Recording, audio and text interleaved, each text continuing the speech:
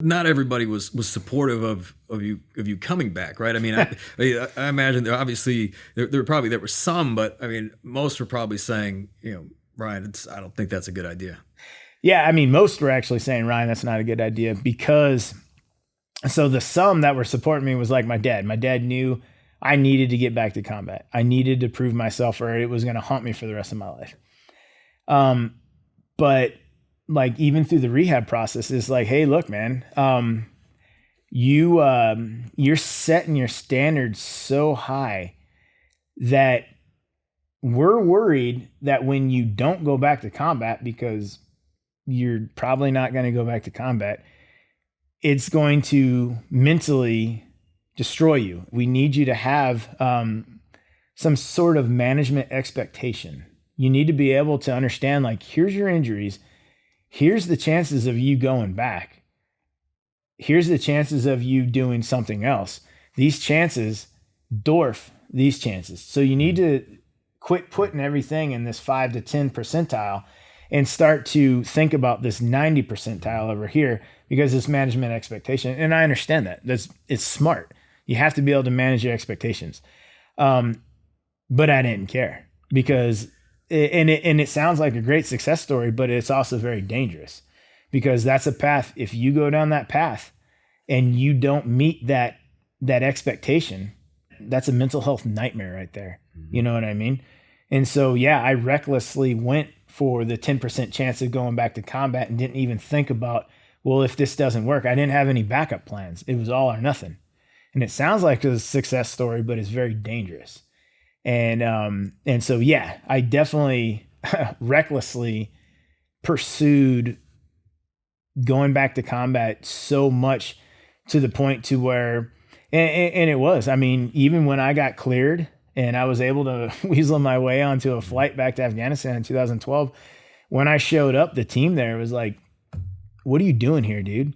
Like, you are a liability to this team right now. So that surprised me, right? You would think you come back and they're like, man, Brian, welcome back, man.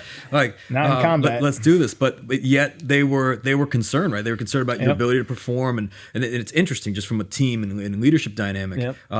Like, how do you dissect that? So it was hard, because again, it was just like going to the team room thinking there was going to be a ticker tape parade for the new guy out of the Q course. It was hard, because it was like, what are you doing here, man? Like, you think this is a Make-A-Wish Foundation for Green Berets in combat? It's not. You can't come here and pew a few times and then go home and everything's great. Like, you're putting people's lives at risk, because again, it's the we, not the me. Mm-hmm. But I wanted to get back to combat so bad because I was so focused on the me. And I didn't really stop to think, like, oh, am I a liability to the team? And so, and when I got back, I got sent to the most IED'd area in Afghanistan, which was Panjwai District, Kandahar Province, in 2012. And so there was IEDs everywhere. Dudes were getting blown up left and right. And so when I got to the team, they're like, what are you doing here, man? But that's when I started proving myself and, hey, and, whatnot like that. And over a period of time, it's like, okay, hey, we're glad you're back. But it could have gone either way. And they were absolutely right. Like, why are you here? Like, why didn't you send us a good 18 Charlie with both legs? Like, why are you here, dude?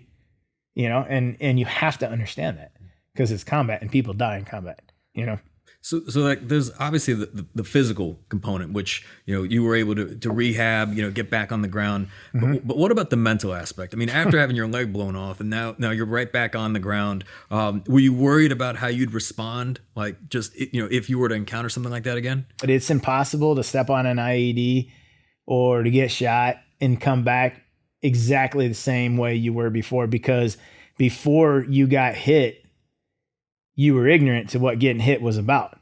After you got hit, now you know what it's about. It's a mental minefield. And so in the first couple of IEDs I found, in the full range of motions, and it's just like, what am I doing, man? Why do I have to keep proving this to myself? Are you that dumb? And it's like, oh yeah, you are. So So there's a part in the book where you talk about this Hilltop 2000 mission, and after having gone through what you went through, right, and like all the adversity you overcame, I imagine it was difficult when you would hear people complaining about anything, right? Just a difference of perspective. A Hilltop 2000. So why we called it 2000? Because in little under a click, there was 2,000 feet in elevation gain. So basically we were going straight up to put up this observation post for this major valley clearance. And I was going up there with the command element. And so they needed an 18 Charlie. I had an incident that happened on, the team that moved me to the command section because my last mission in Panjwai, we were in a firefight and I jumped in a ditch full of human feces. And I had open blisters, and the skin graft on the bottom of my foot was hanging open, and skin graft on my leg was rubbed raw. And so during this entire firefight, I'm sitting there, I'm like, man, it really stinks. Man, it stinks. And then once I figured it out, I was like, oh, I just jumped in a shit trench. So then I had to get medically once we got back from the mission, they sent me back to CAF, and then command was like, hey, you're going to be here. Deployment's getting ready to end, and so you're going to hang out here with the command team so we can watch you. Well, there was this big valley clearance coming up, and it was the last time for the command to get in their last hoorah. Like, yeah, we went out and we did stuff with guns, and, cause command is on base and they do a lot of that stuff. And our command was amazing group of dudes. And they were going to go up this hilltop, and it's 2,000 feet in elevation and under a click. And the first sergeant came up to me. He's my buddy now, but he's like, hey, you show me how to work this mine detector? I was like, what? He goes, yeah, I guess I'm going to clear the path. Well, why don't you just take me? They're like, I don't know, man.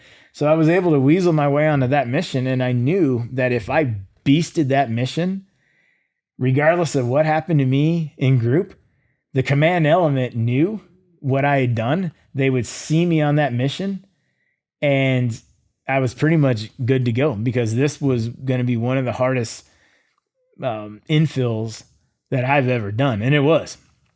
But so I was able to get myself on that mission, and oh man, Hilltop 2000. Oh, that sucks so bad. Super horrible. Isn't it amazing? Just listening to you, because this is one of those things that I'm sure that not everyone would want to volunteer for, right? Yeah. And you're chomping at the bit, thinking, "Man, let me weasel my way in here." Yeah. And again, throughout all this, you're not getting any special treatment. Mm-mm. No. There's no. I mean, it's combat. There is no special treatment. And it's it's either you carry your load or your liability, and we better not find out you can't carry your load on mission. So if you can't do this, don't come. Be a man and don't show up, because that is hard. Mm-hmm. Like, as a man, you want to be like, oh, I can do everything, but once you start putting people's lives at risk, you need to be able to take that that pregnant pause, take a step back, and be like, I don't think I have it in. Like, I'm going to be a liability if I do this. And I learned a lot of that after I got blown up, but I was still never able to say I'd be a liability.